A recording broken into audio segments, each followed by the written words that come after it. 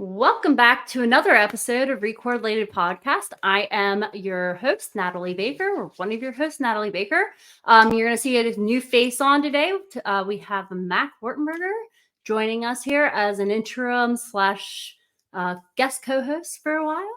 So Mac, if you want to go ahead and introduce yourself a little bit, talk a little bit about you.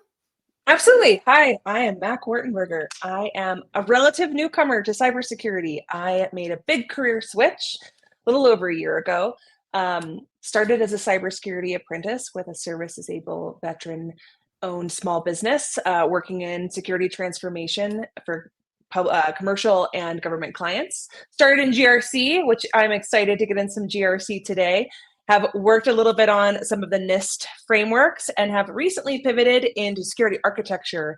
And I work as a zero trust kind of security architect right now, supporting my customer. So really excited to be here. Natalie, thank you for having me. Excited to get Hollis and eventually August back. But yeah, we're so thrilled to have Jacob today. Natalie, tell us all about this awesome guest we've got. Yeah, actually, I'm going to kick it over to Jacob to let him introduce himself as well. But we are very excited to have the founder of the GRC Academy here with us today and a director of GRC and cybersecurity, Jacob Hill. Go ahead and introduce yourself. Yeah, thank you so much for having me on. I really appreciate it. A great opportunity. So thank you so much.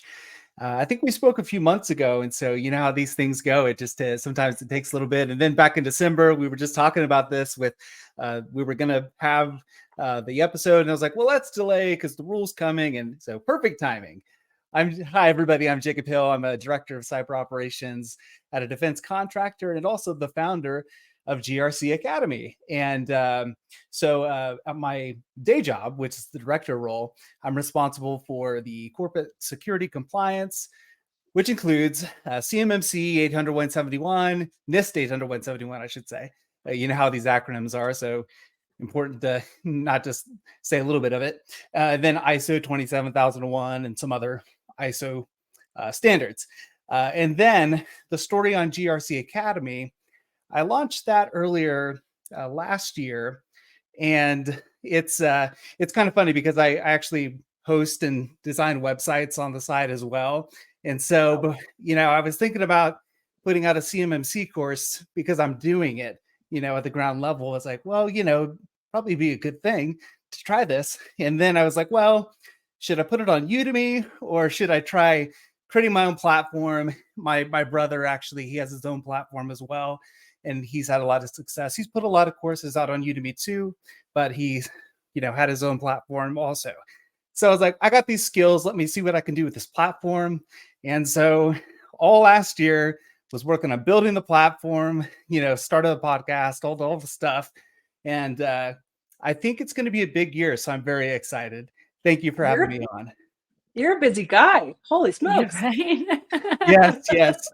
And also last year, I was able to get my master's degree in, it's funny, Western Governors University in 15 days. And it's gosh. Like, you know, I never thought I would get my master's degree, but Western Governors University, their model is focused on competency, and they're not time bound also. So if you know the material, basically you can complete the assignments, take the tests. I had to take a certification exam, CompTIA CISA Plus, was able to knock that out in the first week, thankfully, because if anything went wrong, it would have delayed the process. You know, thankfully everything went well and I was able to knock everything out in 15 days. So, but yeah, it was a busy year. 15 days to a master's, like that's got to be some kind of a record. Wow, yeah, that's right? incredible. I would have that all over my LinkedIn. The shortest duration to get a master's degree. That's amazing, Jacob. Really cool. Yeah, I was looking around and there's this guy on YouTube and he was talking about how he did it in 12 days. I was like, okay, that's cool. Maybe I could do it in 30, you know. And then I was talking to this one gentleman who is a retiring Marine, and he was able to also accomplish it in a very short time. And I was like, wow, this sounds doable. Because, you know, sometimes you see people talking about it like maybe they're geniuses. I'm not a genius. So, but yeah, I was able to accomplish it and thankful for it. That's huge. Wow. Congratulations. That's big. Yeah, thank you. Yeah. Yeah, and so today's topic, we are here to talk about CMMC, and I'm very, very excited. This has been a topic that I personally used to like. Every time somebody would mention CMMC, I would just about face and walk the other direction because for very specific reasons, and we'll get into those. But I do want to kind of turn it back over and go around the room and kind of talk about like any burning thoughts that you have. So, Jacob, we'll start with you. Do you have any burning thoughts of topics you want to discuss on this subject? Yeah, definitely. Obviously, the basic questions, but something interesting is the impact of CMMC on MSPs, MSSPs, and what that would look like. I'm looking forward to speaking about that. Nice. Me too. Me too. Yeah, that's going to be I an have exciting very strong conversation. opinions on that subject. Ooh. Yeah. Go ahead, Mac. Do you have any? So, I mean, you took the words out of my mouth. I think that's going to be a really exciting piece of this whole thing. I think also, as a zero trust architect, I'd love to kind of get into how, some of the CUI controls that NIST 800-171, puts out there, how they can kind of dovetail with the more mature zero trust architecture in response. And then, how are we looking at the ways that this is going to affect contractors that are dealing with CUI, but then also federal systems that are dealing with it and all the kind of different levels there. I think the new guidelines that are introducing these different levels have the ability to potentially make this easier for some folks, but more difficult for some too. So kind of getting into some of these new guidelines would be really fun. Yeah, awesome. And for me, my burning topic, other than the MSSP, because I think that's going to be the most, I'm going to have very many opinions on that subject. But I also want to talk about like that they actually have some timelines planned out, like some roadmaps actually out there for like when they're going to actually be implementing it. That's one thing that I did see that like I was like, oh, now I'm actually interested in it, because that's why I used to walk away. I was like, yeah, in 10 years we might be getting CMMC implemented, but like that's not now. And to use that as a sales tool, which was when you are at an MSSP, you tend to use that as your sales tool to get customers to understand the importance of investing in their security. Yes. And I think that having some timelines and some concrete, it might not be set in stone, but they have some timelines wrapped around it. So I'm excited for that. Yeah. Awesome. All right. So do we want to just start with we can start either way. So where do we want to start at? Yeah, maybe we should just start at the beginning, just the basics of what it is and who it's for. Let's dive in. All right, sounds good. So many years ago, the DoD, this is the very wrapped up short story, the DoD was having their information stolen, but it was from defense contractor networks. And, so the typical example that people point to is the F-35, the Chinese version of that. I think, I don't know if for sure they call it the J-35 maybe, but it's the same plane, right? And those were pointed to specific instances of the Chinese government just being inside of our defense contractor networks. And so, a lot of times we think about controlled unclassified information, and is it that important? Well, you know what they always say. They say that if you put it together, it can reveal classified information. And there's a lot of really important CUI out there. And there's many types of CUI that's also out there that may not be as important. But when it comes to DoD CUI, that's, it's kind of a different animal. So they had the basic story is they said, well, we got to do something. So because we keep losing our information from defense contractor networks, they have it on there and it keeps being stolen. So they issued a contractual clause called DFARS 252.204-7012. And that required compliance with something called NIST 800-171 by December 31st of 2017, which feels like a very long time ago now. NIST 800-171 is a document from NIST, the National Institute of Science and Technology, and it's a set of 110 security controls that defense contractors are supposed, well, really federal contractors are supposed to implement to protect controlled and classified information. And this all stems back from the Executive Order 13556. Got that number right? Yes, 13556. Back in, I think it was 2010, under the Obama administration, and making the controlled and classified program. So the basics of it, and a few reasons why they did that, was because every agency had different markings and dissemination controls and all these things. And so whenever FBI wanted to share unclassified information with DoD, or either way, it was very hard, because they said, I don't know what this marking means. And so the CUI program was meant to standardize all of that, and then NIST put some security controls around it that only focused around confidentiality. And so you have NIST 800-171. DoD puts out this clause called DFARS 252.204-7012, or DFARS 7012, that requires compliance with 800-171 by December 31st of 2017. Well, the story goes on, and they're not seeing great adoption of 800-171. And the only requirement defense contractors have is they have to self-attest that they're compliant. Well, that didn't work. And that was continually saw out. You have DoD IG reports where they did audits of different contractors, and they're like, this is abysmal, And so in 2019, they started working on something called the CMMC program.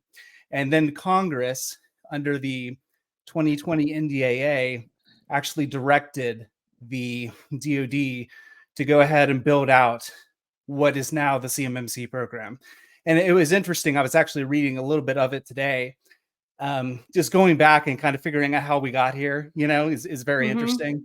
But anyway, what happened at that point? They had this version. It had 5 levels, and every level was going to require third parties, independent assessment. And I don't know how they were ever going to do that. And then somewhere along the line, I don't remember the exact year, they decided, okay, we're going to reevaluate CMMC. And then everybody's like, yay, it's going away. Right. And Natalie, no doubt, you remember that. I did. Yeah, right. I think it was right around the election, because Yes. of the change of office that Yep. actually occurred. And That's right. and that's why everybody was like, oh, it's going away. And it's like, oh, it's very temporarily going to be pushed to the side till they figure that out a little bit better, guys. That's exactly right. Yes. And so what happened was, and actually, let me see if I can pull this timeline up at my CMMC timeline lecture. Yeah, here we go. Love it. Of course, it opened up behind me, so give me a moment. That's how it always goes. Yeah, right. There we go. Get that flag up there. All right. So the basics of it is that they released CMMC 2.0 November 2021. And then we were kind of like on pause for a long time. CMMC 2.0 did a few things, many things, but it reduced the 5 levels down to 3, and said, okay, we're going to allow poems in certain situations, and things like that. So 2021 November, we've just been kind of waiting, and it kind of appeared like nothing was happening. Then last year, I think around last year timeframe, we heard, okay, the CMMC rule, it's actually happening, and it's left the building. It probably, I don't remember exactly what time frame that was, but I started hearing rumblings. I think it was in May, so I feel really bad for the people in the CMMC ecosystem, because if you think about it, I mean, they have been working, putting in, they've been putting a lot of effort paying the Cyber AB for these certifications and all that stuff. So I'm really happy for them that this is finally happening, Mhm. and ultimately for national security, it definitely needs to happen. But anyway, back to the story. So December 2023, finally see the rule. And I was off towards, about a week and a half or so, pretty much halfway through my leave, it came out. And so I was reading it, and trying to get ready to update my CMMC course and all that stuff. But here's kind of where we are. So the rule is out. I think the public comment period ends. I don't remember. It might be this month, something like that. I can't recall exactly. But anyway, the timing of it actually going into effect, we're probably looking at 2025 quarter 2-ish. I would expect, but it's going to be a phased rollout. So there's 4 phases, and we can get into those a little bit more. But the basics of CMMC, stepping back a little bit, is 3 levels, and it's a data-centric framework. So if you deal with federal contract information and that's it, then you only have to account for CMMC level 1. And this is, again, the data has to touch your systems. So if you don't have any of this data, then in theory, and we'll talk about that too, in theory, you don't have to account for it. And let's come back to that, because I think that's there's some gray there that gets a little sticky. Yeah. Yes, I agree. It really what it comes down to is the contracting officer, or those folks who are doing the awards. They're just going to check the box. Do they have CMMC? Even because the government doesn't know. They probably won't even know if you're going to be handling CUI or not. They're just going to be looking to check that box. But like I said, that's another conversation. So CMMC level 1, if you have federal contract information, I think everybody that would even receive a contract would. And I'm speaking from the perspective of a prime contractor at this point. Right. And then level 2, if you have controlled and classified information on your systems, you have to implement, NIST 800-171. We've seen that before. And most of the CMMC level 2 contracts will actually require a third party to come in and assess your implementation of 800-171. And that's the bulk of the CMMC program. And then CMMC level 3, that is for DoD's highest priority programs. So F-35, those weapon system contracts that are very important to DoD, those will require a subset of NIST 800-172, which are very expensive security controls. And that is in addition to your CMMC level 2 certification.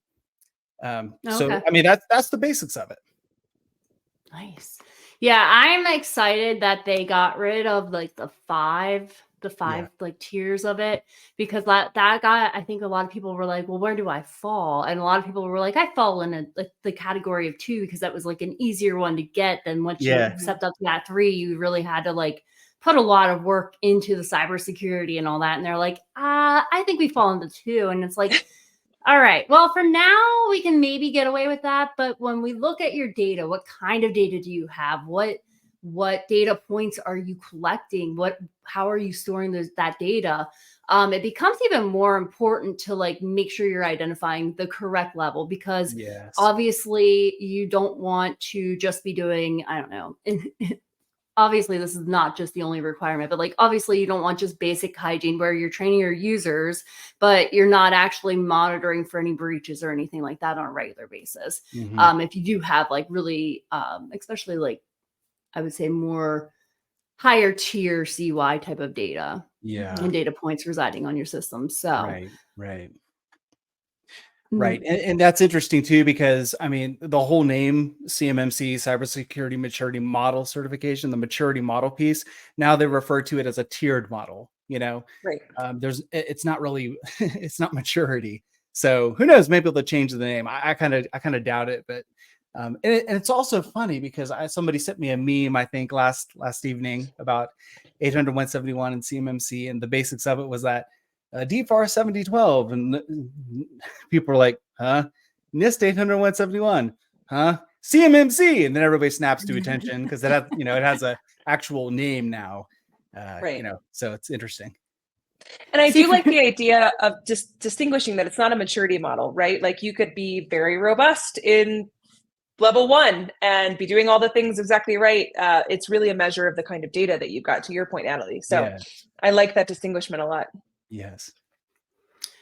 Yeah. Okay. So let's talk about the burning topic about MSSPs, because I really want to hop into this one. I personally think that contractors and small business contractors are going to be most affected by CMMC. And they're the ones that are going to feel it the most, because they're going to have to go to an MSSP more than likely to be able to implement any of this, right? Like to get any kind of robust security in there, they really have to outsource it because they just don't have the talent or the price point to hire all that talent internally. Right. So, but I also saw a viewpoint of like somebody was like, oh, this will be really great for MSSPs. And that's really what it should be geared towards, is like getting them under, and they should be, because they do have access points. They have tentacles into your systems that they can hop into your systems, and they have enough privileges usually within your systems to do quite a bit of damage to any kind of data that you have. So what are your thoughts on the MSSP side of this?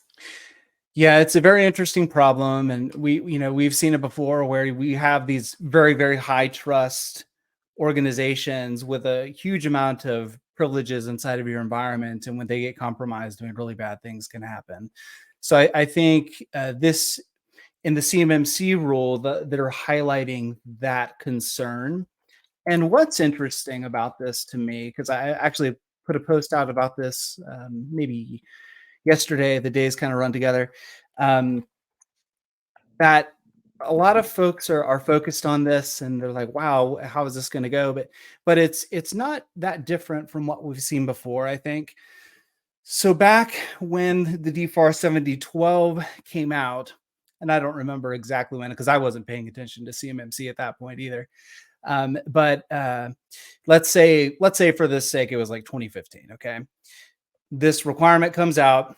It also has a requirement that if you're handling controlled classified information and you put that in a CSP or a cloud service provider system, that has to have, that CSP must be FedRAMP moderate equivalent, which we saw the equivalency memo and that kind of, crashed and burned. But let's just talk about how many FedRAMP authorized solutions were there back then. I mean, hardly any, right? No. And so we have the same problem now, where CMMC is saying, okay, well, if you want an MSP to be working for you, they have to be CMMC certified. And so we got the same problem, right? We don't have the supply of MSPs, and honestly, they can't even go through an assessment because they have something called the Joint Surveillance Voluntary Assessment Program.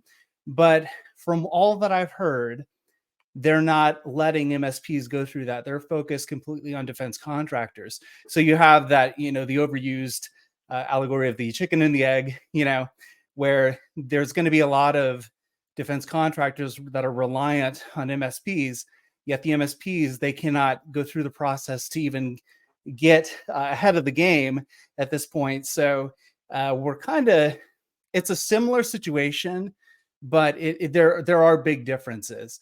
And so at this point, I think it'd be good just to talk about what's in scope, right? From a MSP perspective. So, right. Because and just to jump in really quick, it does seem like when I read through these controls and some of the mandates for assessments, it seems like there's a supply and demand issue that we're going to bump into really quickly. If I'm one of those small subcontractors that Natalie's talking about, and I have to go through some of these angles to satisfy this, yikes, there's going to be a long queue. So to your point, the scope piece is super important. Yes, exactly. And that brings up another point, because when I was reading through the CMMC rule, they said, if I'm remembering right, they were talking about the phased rollout and the importance of that. And they said, well, one of the reasons is to allow us to get to a point where we have enough assessors to, do these CMMC assessments. But really, also what they should be thinking is about the MSPs that need to get certified to be able to support these companies.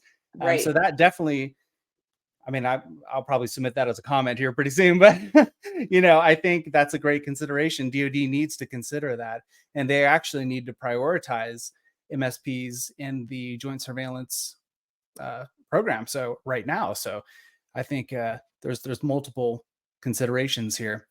I would go ahead. No, I said So absolutely. I think you're right on it. Yeah. Oh, I have a question. Sure. Do Go ahead. you think that on the technical implementation side, a lot of MSSPs are going to have issues, or is it more so on the political side of like getting through the process? It's a great question. I personally never worked for a MSP, so I don't know. I can't say one way or the other. I think that a lot of MSPs may set up enclaves where they say, okay, defense contractors are handled over here. So that could present a bit of a challenge. If they choose to go that route. I think it used to be that you'd have security companies that said yes, security, but then you looked at their internal processes and they were just like a disaster. They were they provided probably good services to their customers, but internally they were terrible. So I hope that's not the case. I don't have the knowledge to speak to that. Yeah, I personally think that like if an MSSP out there is really worried about the technical implementation side of it more so than like getting through figuring out how to navigate the process more so, then they really probably are not going to be in business for long because they've probably been breached on numerous times. Right. And like you can't maintain that kind of business with those amount of with breaches like that, just because every time you get breached, every single one of your clients is exposed.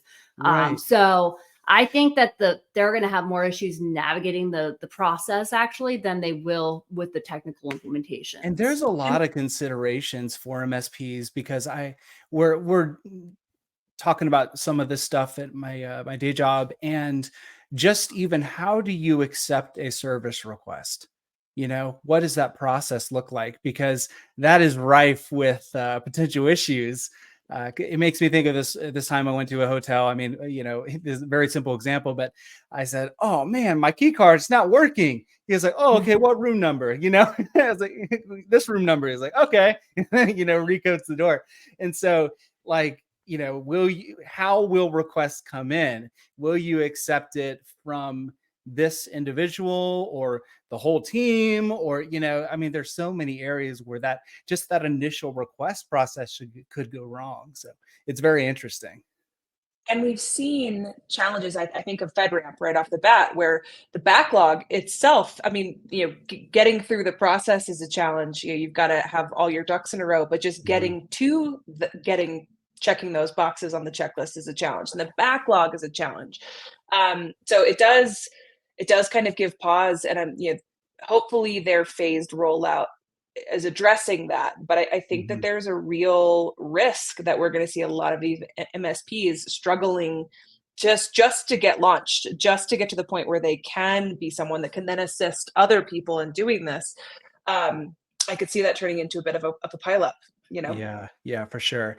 Now, the CMMC rule, it does have a specific definition, and they call it an external service provider. DFAR 7012 calls their term back then external cloud service provider. Talk about Microsoft 365, Google, whoever, that's holding CUI data. Now we're talking about external service providers. And it says it means external people, technology, or facilities that an organization utilizes for provision.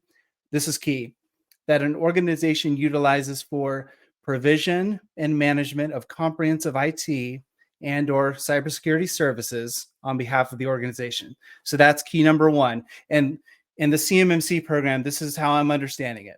ESP is like a categorization, right?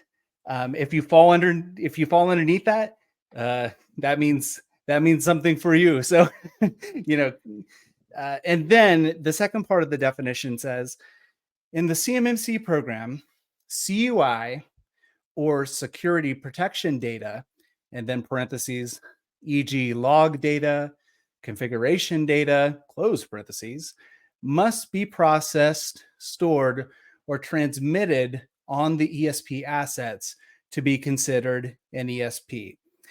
And so you have those really, I guess, 2 or 3 factors whenever you're saying, is this organization that I'm using, do they fall underneath that ESP definition? The provision and management of comprehensive IT and or cybersecurity services, and then does CUI or security protection data touch their assets? And so if those are true, then you'll be looking at this next section of the rule that says if the OSA utilizes an ESP, the ESP must have a CMMC level 2 final certification assessment. And so I think the key there is that ESP determination. And I know, I know that there's a lot of buzz about this. There's been some talk about, well, what if I only remote in to the customer? No, let me back up. What if I only screen share with the customer? And, I kind of hold their hand as they, click around and things like that. Well, that you could probably get away with that, but that doesn't scale for an MSP, It will not work. I promise you. Scale, Definitely not. So, there's also been some chatter about, well, what if the customer sets up a VDI or like a virtual desktop inside of their environment? I access that, and then I'm working from their environment. Then the security protection data is not touching my MSP's assets. So there's like some conversation of how do I get away from this ESP designation?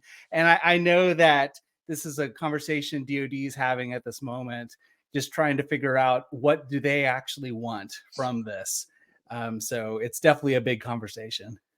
So I have another question now. I'm sorry. I'm going to hog up all of your time here. No, this is great. So for a company that like a lot of SIEM, I call it SIEM. A lot of people in the industry call it SIM. For me, it's IE. That's how you pronounce it. SIEM. It's supposed to be SIEM, guys. Like I'm trying to start a trend Definitely here. SIEM. Plus one for SIEM. But a lot of companies, they actually use like cloud-based tools for that. Are there going to be requirements that they have that cloud-based tool has to be able to meet? I know for like FedRAMP, like you have to have if you have any cloud-based tool, you have to have a cloud-based tool that is FedRAMP to the same level that you're FedRAMP to, right? Or that you're trying to obtain your certification for. Not necessarily like a hard rule, but like it's a very unless you can get like approval from your client, you basically have to find a SIEM. And the only one that was out there for the longest time has been Splunk, right? So like everybody's like, oh, now we have to stand up all these Splunk instances and all that. And I don't know a single MSSP that exists that actually self-hosts any of their tooling, right? So are there going to be any, do you think that there will be any kind of like regulations around the cloud-based tools that are allowed to be used by MSSPs? That's a great question. So when it comes down to it, I think we have to look at it from a scoping perspective. So a defense contractor is in one bubble, right? And if they bring in a company to help them satisfy security controls, let's just not talk about CUI for a moment. Let's just talk about they're satisfying CMMC controls for them. Well, that has expanded the defense contractor's scope, CMMC scope, into that MSP. Okay. And there's a asset category called a security protection asset. And so that there's a few asset categories in CMMC, but the two that I'll point out right now is CUI. A CUI asset, that is something that processes, stores, or transmits CUI. So pretty straightforward. And then you have something called a security protection asset. And that is something that provides security protections to CUI assets. So a security protection asset could include technology. It could include external people, which is really where the MSP that would fall underneath, right? And they also have certain technology that they're using. And so, man, I don't know. It spreads. It gets really big. That spider web gets tangled. I know. And the interesting thing too here is that these MSPs are not going to be directly contracting with the DoD, right? In many cases. So their CMMC requirements is going to be either or. One, a consideration from them, a specific decision that they want to serve the DoD contractors. Or it would be based on an agreement with their customer. And then it better be a big customer, because then they're gonna have to go get CMMC certified. But I think the answer might actually be simpler than what I was initially thinking, because they have to get CMMC certified. So FedRAMP only comes in if there's CUI in their cloud systems. No CUI, well, no FedRAMP requirements. Now, I will say the benefit of using a FedRAMP authorized solution for like a security protection asset is they have that NIST 853 traceability back to 800-171 right there. So it would be very simple for them to have a shared responsibility matrix showing you exactly what you had to do to implement 800-171 on their side. So I know I talked a little bit. Does that answer the question? Yeah, I think so. I think it's going to be very interesting, and I think the scope, there's going to eventually be so many companies that are subjected to CMMC just because of I have a tool that I'm using over here, and now we're definitely not going to be bringing that on-prem because everything's in cloud anyway now, right? So then that tool has to get CMMC. So I think it's actually going to end up having a very trickling effect that a company could be oh, CMMC, it's not going to affect us at all. And then 5 years down the road, they're going to be oh, well, maybe we should look into this now. Yes. And there's another conversation though, because I spoke with a MSP and they are actually going through the FedRAMP authorization process. And so I don't think it's DoD's intent that they would also have to go after CMMC certification, because FedRAMP moderate is 323 or 25 security controls, 800-171, CMMC level 2 is only 110. So, why redo that? And I think that's another conversation, no doubt, that DoD is having, because they don't want to do stupid stuff either, so. Yeah, Go ahead. Go ahead. Go ahead, Mac. I think where this gets complicated is when you look outside of that highest level, when you look at levels 2 and level 1, where you're looking at a way higher rate of very specific SaaS usage. And you're looking at organizations and companies that are bringing in lots of little toolings. That's where that spider web gets so tricky. And it's a little less high stakes. So it feels maybe I can bring this in, maybe I can bring that in. And if the umbrella isn't covering everything, easy when we're talking about FedRAMP, but FedRAMP is a pretty restrictive process. A lot of these toolings that we're seeing don't have time, can't afford it, they're too new. So how do we get our federal organizations using the best tools, using the most innovative bleeding edge stuff without creating situations where suddenly we've got CUI that's fanning out that is completely unprotected. And CMMC potentially, I think, has the opportunity to remove some of those roadblocks of just having one monolithic FedRAMP process to get into. But getting everyone through that sieve is going to be a big challenge, I think. Yes. A perfect example of an ESP would be a company. Let's say they're managed detection and response. They receive log data from the organization's assets on their equipment, right? That's a perfect definition match for the ESP definition. Those folks, as the rules written right now, would need to be get CMMC level 2 certified. And really it's CMMC certified to the level of their customer. And that could also mean the CMMC level 3 if they're supporting one of those contractors that have CMMC level 3 contracts. Yeah, that's a big good point to make is like you have to get to the level of what your customer's at. So like if you want to do CMMC level 2 and you have a customer, you bring one customer and that's level 3, guess what? You now have to meet level 3 standards across the board. Yeah. And level 2 should be the bulk of that. I think it'll be really pretty rare to see a level 3 requirement out there, but it will happen. And Murphy's Law, you know how that works. So be prepared, I guess. Never know what's going to happen around here. Takes me back to those SOC days, man. I believe it. So, yeah, I'm really excited to see like how it all evolves, because I think it'll be a fun. I'll be sitting here watching, eating some popcorn, watching it all go down. Right? Yeah. Right. And I think a lot of other agencies are keeping their eyes open right now as well, because DHS has kind of said what they're going to do. Probably subject to change depending on how CMMC goes, but it really would be great to see a unified standard for this whole process, this whole validation process, right? Because that's the bulk of CMMC. That's all it is. It's validating that you've implemented the requirements that have been in place for a while, which also opens up another little avenue that I'll dive into really quick. Is 800-171 is the standard for federal contractors, right? There is a FAR clause in the works since at least 2017. Yes, 2017 again, right? Big year. Yeah, I guess it was a big year. There's a FAR case, and a FAR case is like a change request for the FAR, the Federal Acquisition Regulation. It's FAR case 2017-016. And that one will add a contractual clause requiring the implementation of NIST 800-171 for federal contractors, right?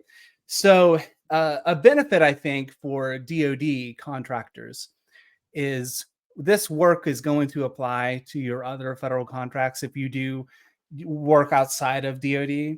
And for all the others kind of looking on, they're not really going to be able to get away from it, especially if there's the teeth of a third party validation one day for the federal government. So, yeah, that third party validation really seems to be like the stick driving this entire thing. You know, introducing that.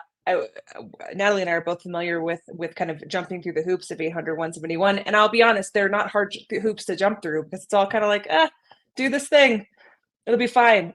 We took some documents from 53 down to 171, and that was a big shift. So, you know, I think it's an exciting amount of, I don't know, that authoritative teeth piece to be like, no, these actually have to be right. You have to be doing the things you say you're doing. They're not crazy hard to do, but if you aren't doing them, it's a big problem. Right. I mean, you know, you have a lot of different agencies out there, and like I said, a lot of different types of CUI. And to me, like, I think there are probably some agencies that are more important than others, you know. Like, I mean, you know, DoD more vulnerable than others for sure. Yes. Oh, yes. So more targeted too. Yes. But then you think about like even the folks who, I don't know, just thinking like USDA. You know what I'm saying? What would happen if there was a huge compromise in there? You know, I really don't know. But I was in a conference just talking about critical infrastructure. And he was talking about hospitals and how keeping the environment there as far as humidity levels is so critical, because he said certain, like if it gets above this certain rate, it could cause infection, you know, things like that. Like I would never even think about. So I'm sure there's a lot of importance to some of these other agencies. And I think they do have to have teeth if they're going to take this seriously. Yeah. And if you think just about PII and PHI, you know, we don't want that kind of personal information getting leaked out by everywhere and used Right. maliciously. So yeah, lots of different layers to this for sure. Yeah, for sure. Well, and then also let's just add in like all those IoT medical devices that are implanted in people. That's what keeps me up at night, honestly. On the CMMC side, I'm like, how is this secured? Like, I don't want anything in my body that like you can like shock me with a pacemaker, right? Like if you deliver a shock when somebody doesn't need it, they could literally die. So like that scares me. That's very frightening to me. Oh Your yeah. And we've hackable seen those pacemaker. compromises. Yeah, for sure. Yeah, and going back to the CMMC conversation for a moment, I think there's a lot of people on the outer edges they really put a lot of hate on CMMC, but it's important to understand the purpose of CMMC. Like, they say, oh, the government got hacked. CMMC, that would have helped, right? Well, first of all, the government is not the focus of CMMC. I mean, so it's important to understand what the whole purpose of it is. But I think overall, like, I'm happy to see it actually moving. That's awesome. I think for national security, as I mentioned before, I think it is very important that we get this problem this will help solve the problem. It won't be the end all, but I am also worried about small business though, and the impact that it will definitely have. Yeah, I think that the supply chain risk management is going to be like, that's where the government's like, yeah, that's our vulnerable point. And I think like you see it right now currently in the newest updates to NIST 853. You see it in the newest revision of NIST 800-171, even slightly sprinkled in there of like, they want to know where your data is going, who's getting what data, and how it's moving through those networks, how it's being utilized, and who all has access to it. And they really want you to think about, who are you doing business with? What contractors, what vendors do you have and that you're bringing into your network, because they're going to make you vulnerable. And I think that's going to be a really interesting spin to it too. Oh yeah. Not just what vendors do you have, but what are they using to do what they do, and what is that made of? It's getting into SBOM, it's getting into all these different things. It's an amazingly obtuse area considering how many layers this has. I would love to dig into the supply chain risk management just a little bit more, because I know we're running out of time. What makes this not just another annoying set of compliance rules that, our technical brethren, we're all background in GRC folks, like what makes this not just another hoop to jump through, but something that could actually streamline and unify and facilitate technical supply chain networking transformations? Great question. So I think that for the poor lowly security professional, in the companies out there, I think this is a wonderful opportunity. You know that meme where you have the board of directors and then you have the security person sitting at the table with the little kids, For sure. I think this is a wonderful opportunity for us who are in security and compliance to be able to implement real security, because now it has to be done. We're going to be given some level of budget. I mean, you have to account for this if you're going to stay within DoD. So I think that obviously, one, you need the top level commitment. Even if there's grumbling about it, you'll get the money, you'll get the resources, hopefully, and have the opportunity to do real security. Because we've all seen great examples in the federal government of checkbox security. You know what I'm saying? And I actually spent about 5 years in the government at an acquisition command.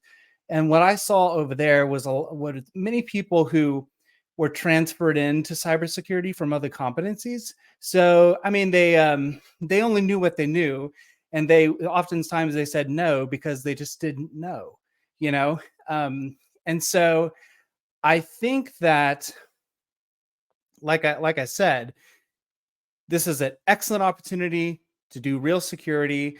And I think supply chain, just from a validation standpoint, that can we even buy from this vendor, is a huge challenge in itself that I wrestle with from week to week at times, depending on, what we need to buy and all that stuff. But just as from a cybersecurity standpoint, securing the DIB, wonderful opportunity. I think let's make the most of it and hopefully do great things there. I love that. Yeah. So I guess we can go around the horn and get like our final thoughts. Go ahead, Jacob. Yeah. Final thoughts.